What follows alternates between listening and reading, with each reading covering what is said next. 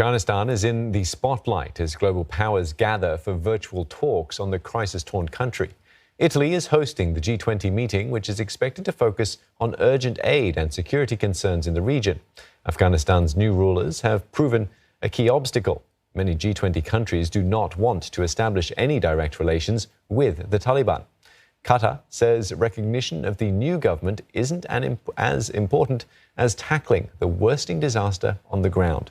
Still, it says engaging with the militant group is important. Seema Gupta joins us live from Rome for more on this. Seema, what challenges do the world's economic powers face in tackling the situation in Afghanistan?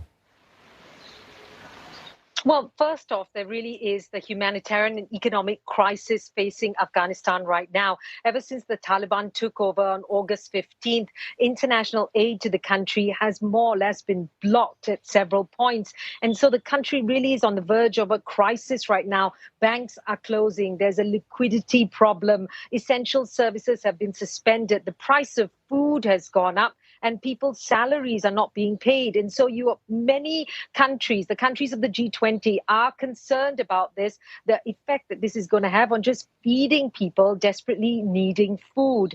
Then, of course, there's also the concern about recognition of the Taliban. If handing this aid over means recognizing the Taliban, that goes against what the Taliban so far seems to have put forward. A lot of the countries in the G20, particularly Western countries, are concerned that the Taliban is not dealing with issues of human rights and women's rights in the way that they should be, particularly the fact that children, female girl children, are not being allowed to go back to school yet, and women are not being allowed to work in certain areas. And so there is concern about what this aid could mean in that front.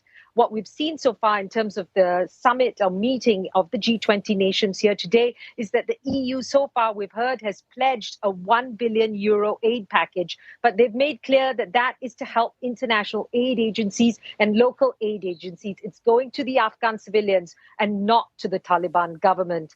Other countries in the G20, like China and Russia, for instance, believe that they shouldn't really be interfering in the governing of the country. China wants all sanctions to be lifted and wants the assets of Afghanistan to be unfrozen. They've also pledged millions of dollars worth of food and health supplies. So it's interesting to see how the different countries within this grouping of the world major economies are dealing and hoping to tackle this issue of helping the Afghan people. It certainly is a complex situation. Thank you, Seema Gupta there in Rome.